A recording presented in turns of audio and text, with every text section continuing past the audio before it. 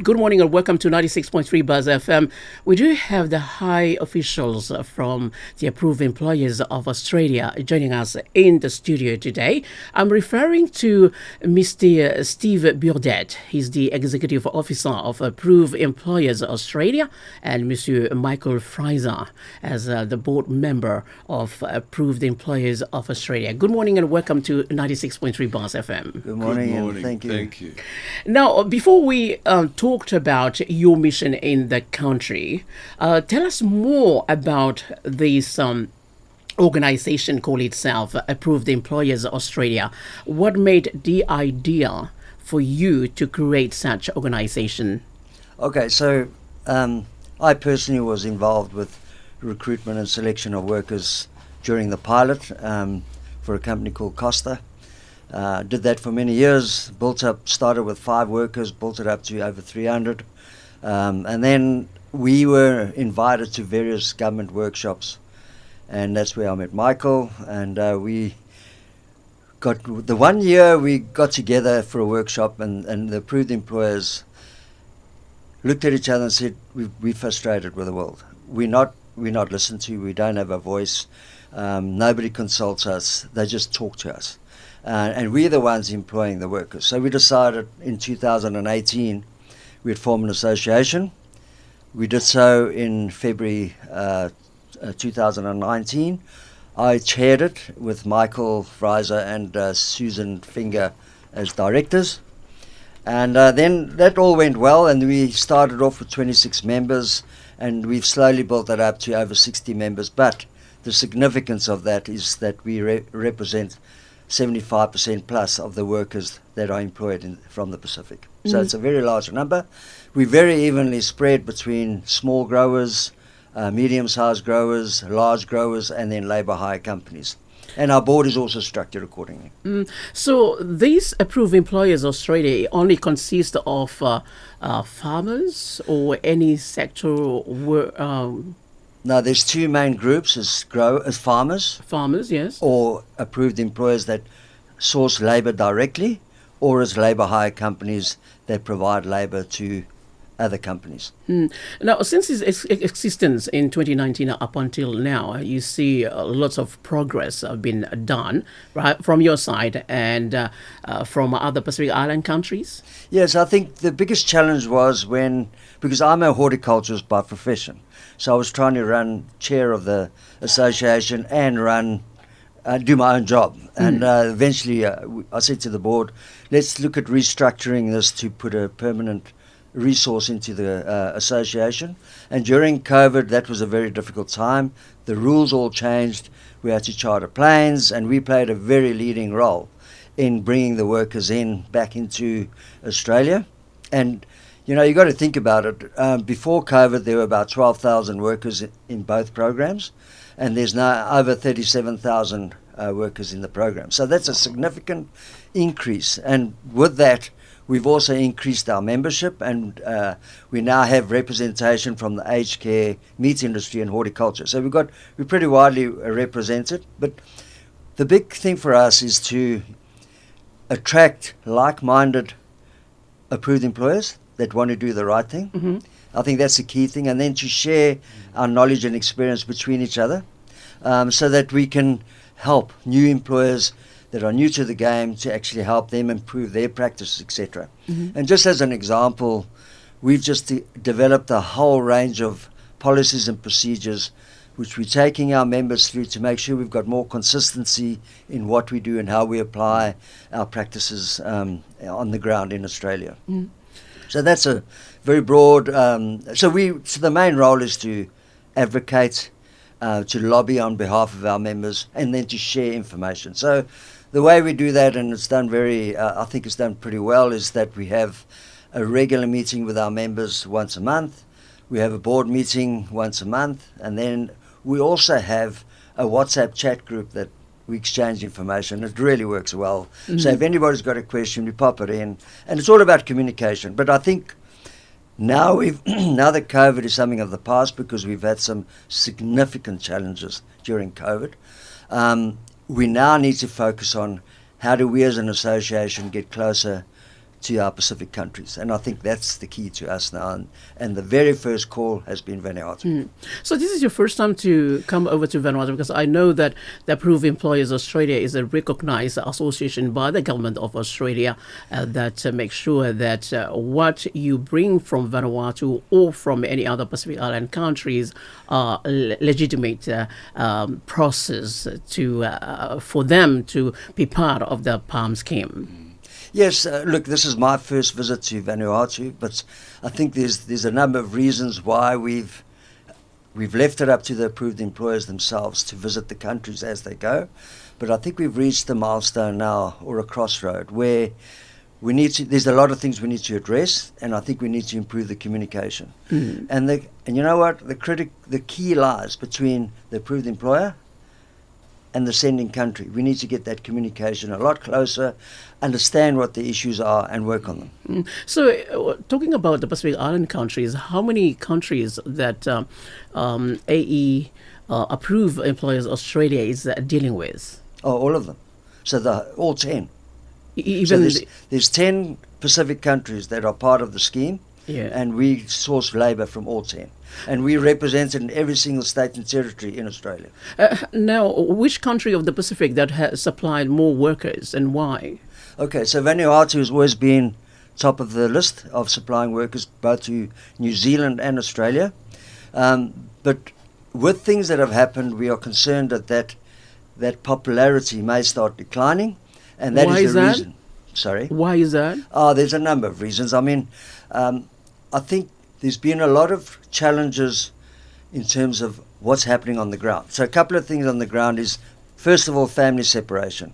We're very worried about the family separation because workers were forced during COVID to stay in the country a lot longer than they needed to. So family separation has been a big issue. Behaviour has been a big issue. Alcohol and gambling are issues that we need to address, and the general welfare of workers. So, these are critical issues we need to address and understand how we can get through them. Now, your visit to Vanuatu this week, what is the main message for the government of Vanuatu? Well, let me just say first of all, the main reason why we've come is because the Vanuatu government have recognised that with our collective experience and knowledge of the program over so many years, we're talking about since 2012, that they've engaged with us in a very positive manner to find out what our views are of how to fix some of these issues. And that's what we're here to do, is to listen. They're listening to us. We're identifying the key problem areas or areas that we think we need to review, and then go from there in a collaborative, interactive way.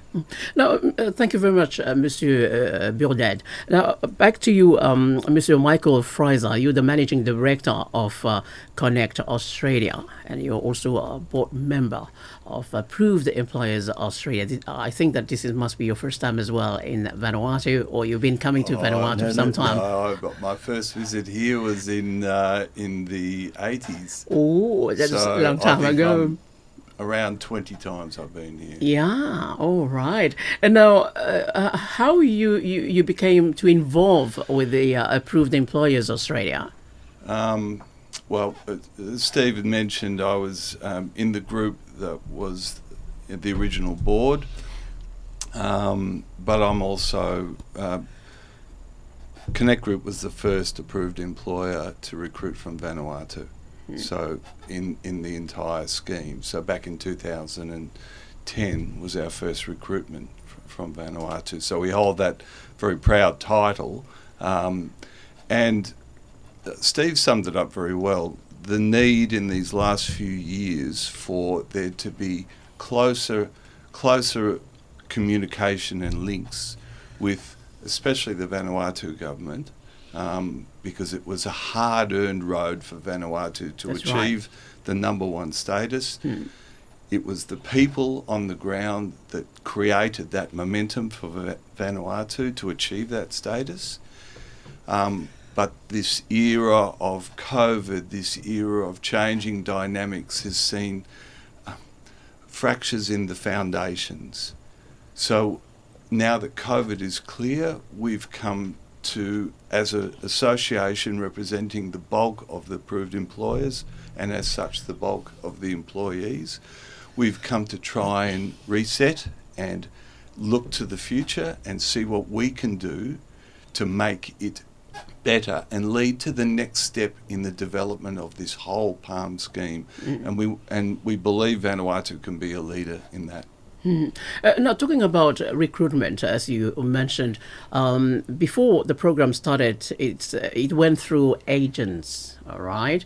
But then lately, the government of Vanuatu has amended that and then have to go through a pool work from the Labour department. Now, in your recruitment itself, do you directly recruit from agents, or you go straight to the government, or go straight to communities to recruit workers from Vanuatu? We are still going through the licensed agents. We have a license to recruit. Connect Group has a license to recruit in Vanuatu, but we have used the agent system. And I think one of the things that we hope to achieve from this trip is a better understanding of where the government wants the agent system to be, and how we will then interact with that system. Because from our side, there's a bit of, it's not clear at the present time. All right. Now, when you recruit from Vanuatu, either through your agents in the country, as you mentioned, when you bring workers to Vanuatu, how do you go along to get them to different companies or farmers in Australia? Or what is the criteria there? Okay, so I just want to add on to what Michael's saying about the two models, whether you go through the mobility unit or whether you go through the agency system. You've got to remember the agency system is unique to Vanuatu, but it's there for a reason. And they've got huge experience in recruiting workers together with the approved employers. And we mustn't discount that. And I think we'd like to see a strengthening of that relationship because the cost of employing workers in Australia is very high. We need good returning workers year on and year out because we invest a lot of money in training them, particularly leaders and supervisors, and we give them a lot of skills, and we like to bring those skills back into the country. And I want to make that very clear that that's critical. We see the recruitment agent model playing a very significant role. The mobility unit can play a much stronger role in the regulatory side of things to make sure things are going right. And the idea that what we would like to see is that we need to strengthen the pre-departure briefing of workers. Workers need to be much better prepared and fully understand what they're in for. Not just the workers, but the families. The families are critical, and we've got to make sure we protect the families in Vanuatu because and inform them because that's all about communication. And you know, the poor families, we get call after call about distress, about what's happening here and what's happening there. We need to strengthen that relationship because the families are key to the process. So, Mr. Burdette, are you saying that we're not doing enough for the pre-departure awareness or information, or do we need to have someone from your agents, your association, to come over each time to do the pre-departure with the Labour Department? I think we need to look at what is relevant, what's going to make the worker understand better, what agreement they're signing, how the deductions work, how the pay structures work. Give them the information that's relevant to them coming to Australia and make sure it's more graphic and not written because the Pacific people in general are very graphic people. It's a tick yes or no or a picture or a funny thing. We need to change the way we educate them, but we cannot do that in isolation. We need to do it collaboratively. That's where the worker, and especially returning experienced workers, can help us a lot with how do we get the message across a lot better. So it must be a collaboration between the mobility unit, the approved employer, the agency and the worker.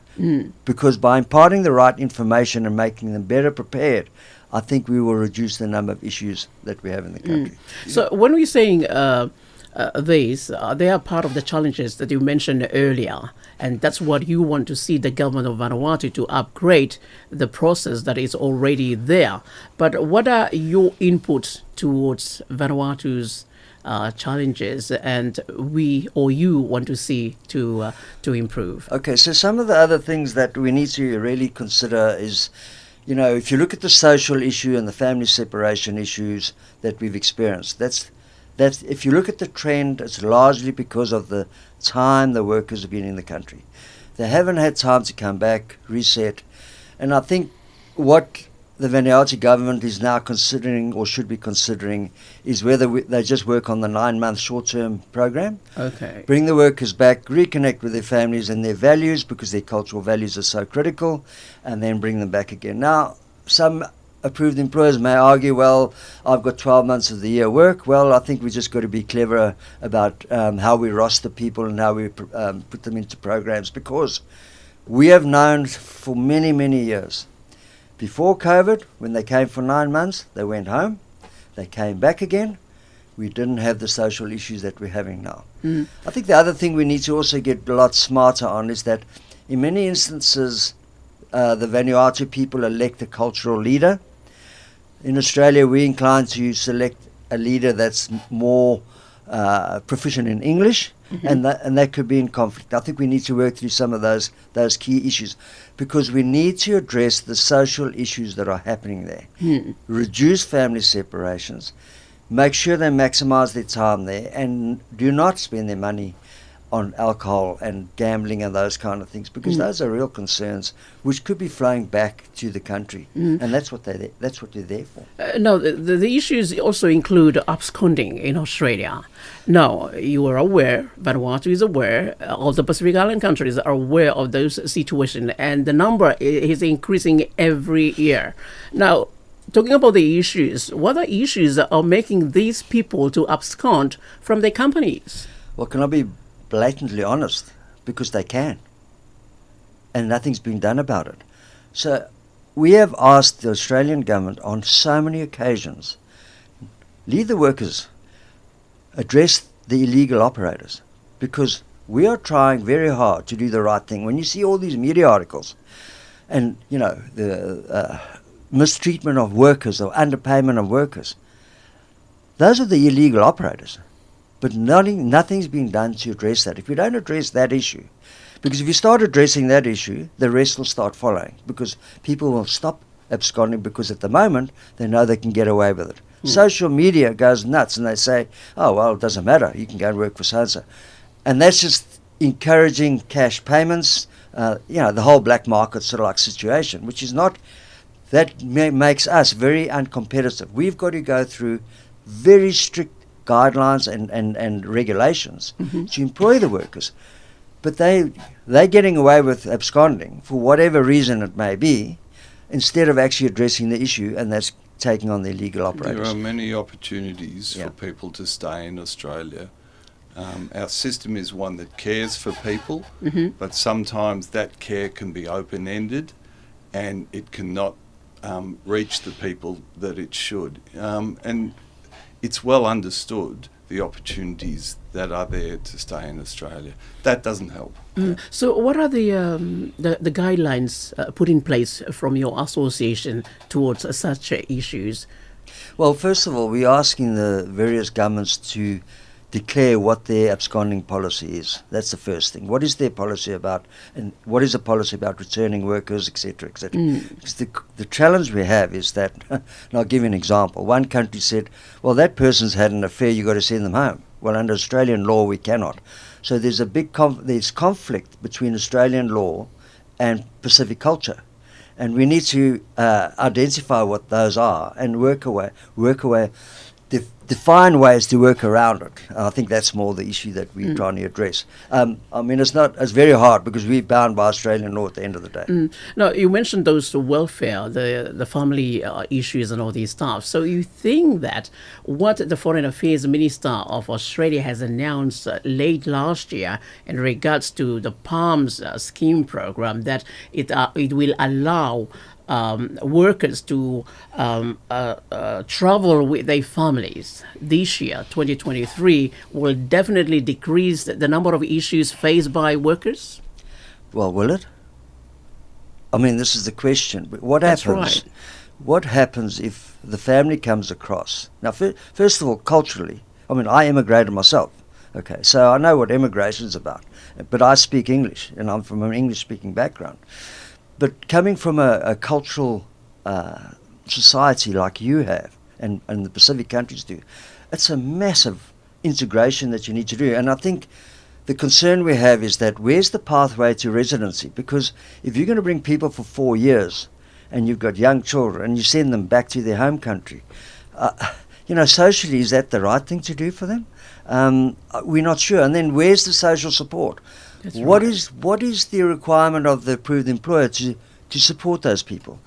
What we would prefer to see is to see those good, well-performing employees from the Pacific are rewarded for their efforts if they want to bring their family with. If there's a strong commitment to do so. But we've got to be careful that we're not doing things that are against what the Vanuatu government or any other Pacific government requires, because a lot of countries have complained about the brain drain. Are we now not accelerating that? I think we need to be mindful of the cultural aspects of each country and what the unintended consequences are when you bring the families in. I mean, if the families have a divorce in Australia, what happens then? That's right. You know. Now, in regards to seasonal work, not only in Australia and New Zealand, but it happens also in Australia. Now, it's draining workers from the Pacific Island countries, from us in Vanuatu as well. Some of the villages, you can see that the lack of youth, young, strong men working with the elderly people. And now it's attracting more skilled people from Vanuatu and other Pacific Island countries to be part of seasonal work, mainly in Australia. Now, isn't there workers from Australia to work in these companies rather than taking Pacific Island countries, or is there a limit for you guys to seek workers from the Pacific? Look, let me just first say that once there's a shortage of labour, and in those sectors, critical sectors, so whatever we do, we have to do labour market testing to get people. So we've got to demonstrate. We've tried to get Australians, we can't get them in, and then bring people in from, say, the Pacific. So that's a process we need to follow. But there's a need there, and I think that need is just growing. And I think where we need to go to, there's two things we need to do. One is look at the whole training process of how we train people for the jobs in Australia. But I think we also we've got a responsibility to look at the reintegration process when they come back. What are the skills that we can give them that are different to what we need in the PALM scheme, so that they can come here and build successful businesses? I think there's two sides to that. That's right. So there's a lot of work that needs to be done. Can I just say that the horticulture and broader agricultural sectors were the first 2 decades ago to talk about labour shortages. So they brought it to the front of everybody's attention. So this scheme was an ideal match for them. It was a game changer. Now COVID changed that again. Backpackers left the country, all sorts of different arrangements. Now is a good time, as we move into the next part of this, to reset and come and consult and make the changes we need to, factoring in, exactly as Steve said, the cultural things in each country, the key cultural things. And what you just said exactly about the villages, they are losing key people. How do we find the balance? And that's really important. But the horticulture sector was, labour shortages are everywhere, and Australia, they're probably worse than ever, as is housing crisis. There is no housing available. Affordable, available housing is at its lowest level in generations. So we're trying to find a balance and a mix that deals with all of this, that gives people from the Pacific good quality housing, things like that. So all this is part of our discussion. I mean, we don't have enough housing for our own people. Yeah. So then there's, I think it's over 300,000 migrants coming in. Where are they going to live? And then you're growing the Pacific, where they can stay. So we have to have this dialogue so that we're on the same page, and we don't want people to think, oh, we're not supplying the housing, or we're not making it as cheap as possible. It's because of other factors totally outside our control. So this gives us, and we thank you, this gives us the opportunity to tell the story the way it is, and also to speak to the government, so that we're all on the same page. We can't answer every problem straight away. That's right. But if we're on the same page, we can work to a solution. Now, talking about the same page, you are here in Vanuatu. How many ministers so far you had a dialogue or conversation about this issue already? Many. In I think Vanuatu. I think the key ones we've had discussions with, and I must be honest, we didn't know what to expect. But they were very, and you can read ministers or people very easily, and the impression we got was they were very keen to listen to our experience, to try and help formulate their strategies going forward. I don't think that they realise they mustn't rush into it. Let's go through a process, and where we can help guide them, we will do so. And I think it's our responsibility. And, we may not agree to everything, because, you've got your ideas of what you want, but I think there's a great intent from your ministers. So meaning that a positive feedback from our very government positive officials. feedback, extremely so. And you hope that all those changes will be taking place sooner or later?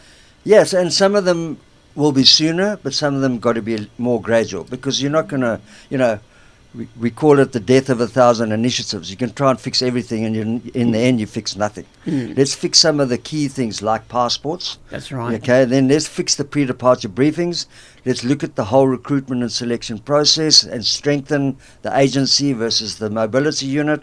Those kind of prioritise them and then work through them. And I think, but of course the Vanuatu government's got to make some very leading decisions about what, short-term scheme, is that what they want to focus in on, those kind of things. So there's a number of dynamics playing here, and we will keep in touch, and that's what we've agreed to keep in touch with the Vanuatu government, to make sure that if they want guidance from us, we will try and provide that guidance as professionally as we can and based on the experience that we have. We believe the wheels are in motion. All right. Mr. Burdette and Mr. Fryzer from the Approved Employers Australia, thank you very much for joining 96.3 Buzz FM. But before we end our discussion today, I know that your association recruit from Vanuatu, recruit from any other Pacific Island countries, take them to Australia. You just don't, put them in different farms or companies, but you always do the follow-up of contacting workshops, upskilling them. Now, what is the feedback from the workers from Vanuatu or any Pacific Island countries in regards to what you do to them? Yeah, I think this is another key element that we've identified, is that we do not consult the workers enough. And the workers are critical to get their views. And in the background, we're looking at ways and means to get a stronger and more direct voice from the workers, because we see that as critical. It's one of those gaps that we have, and one of the gaps we need to improve.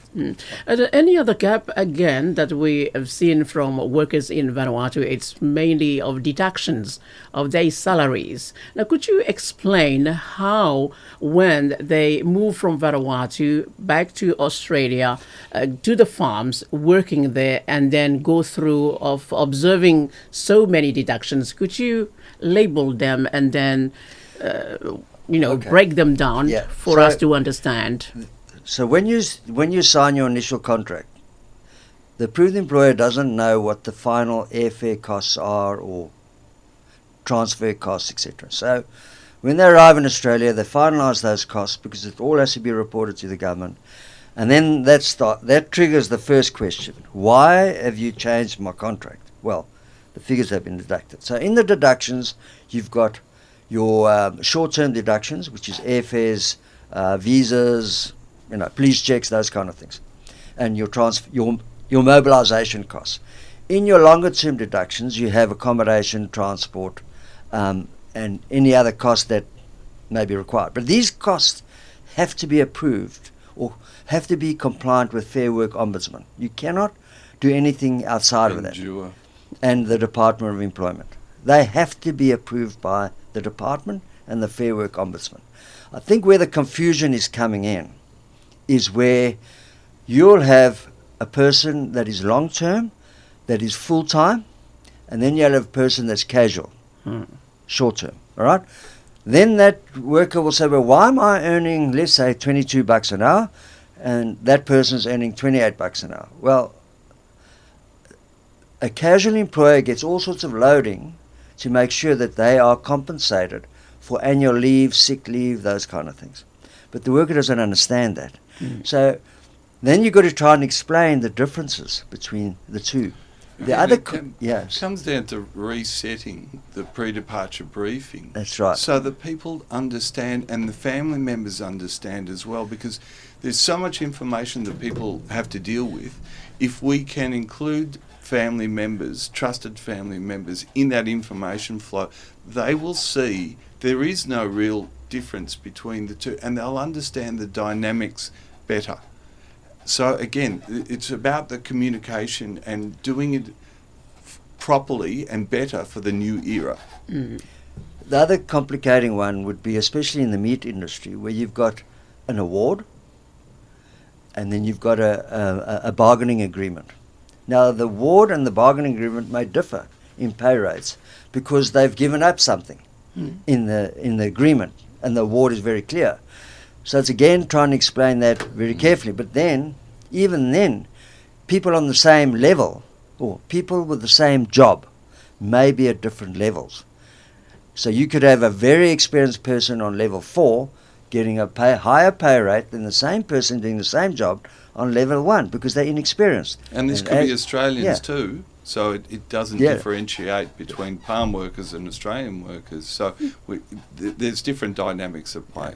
So it's better communication. It's better communication, and we understand that's a big bone of contention. What about joining a union in Australia as well? Is there well, the ruling is for you to let them know as well? The ruling is you have to let them know. Yeah, the unions are invited to on-arrival briefings, and it's freedom of association. People can join a union, be as active as they want or not. It's their choice. That's a good choice. Well, thank you very much, Monsieur. Now, just to for us to end our discussion, what is the feedback from the companies that source their workers from Vanuatu, working for them for so many months compared to any other Pacific Island countries? What are the feedback from them? About the workers? Look, we always focus on the bad news, and I think if you speak to many of the approved employers, and I can see Michael's relationship with the people on the ground here, they like family, and they want them back. They recognise they need to rest, they need to connect with their families, but they want them back. I mean, these people become really part of your family, and it's just that 10 or 15% that we have a problem with. And I think, the model works. We just got to refine it and see how we can do better and reduce that 10 or 15% that are not performing as well. Vanuatu worked hard to get to number 1. There's a reason for it, and we want them to stay thereabouts. We want them to do that, and Steve's right. We've got people outside of somebody who's worked with me for 13 years. Wow. Yeah. And that's, and it's not the only one. So that type of people who've been to my wedding, but people who I've slept in their houses when I've been here, it's that type of relationship that we encourage, and all that it brings that is good. Wow, connectivity in every way. And in let every me just way. say, in the Pacific way. Yeah. Yes. Wow. And let me just say, there's nothing that excites us as employers more when one of your workers takes you to their house that they've built, Yeah. or their kids have just graduated or educated. You know, there's nothing that excites us more, because we know then we've achieved our mission in helping and supporting that family. We're seeing the changes that are taking place, and it lifts us up, even when sometimes we feel like we're battling against a rising tide, but we come here and this lifts us back up again. So your stay here your visit here in Vanuatu this week, is it going to be a fruitful one? And you do have chances to visit some of the workers, members or families members back in the country? We're here for three full days, not even that. All right. And we leave tomorrow morning. We have crammed in as much as we possibly can. And it's been, I hope, I know it's been enlightening. Look, I think the main focus has been to understand where the government's coming from and how we can move forward. We haven't put the emphasis on the workers yet, because we need to understand where the direction is. Yes. But I think the next step is to say, let's get engaged with the workers and bring it together. All right. Well, Mr. Steve Burdette, as the Executive Officer of Approved Employers Australia, and Mr. Michael Fryzer from Connect Australia, thank you very much joining 96.3 Buzz FM, giving us the your mission to Vanuatu, and also your work bringing workers from Vanuatu and other Pacific Island countries to Australia to work and bring back money to Vanuatu, and also not only that but build Vanuatu's economy. Gentlemen, thank you very much joining 96.3 Thank you very much. Thank you very much for your hospitality and your friendship. I really appreciate it. Thank you very much. You're tuning into Lunch with Kizzy on Buzz 96.3 FM. Lunch with Kizzy, proudly brought to you by the Vanuatu National Provident Fund. Save today, enjoy tomorrow.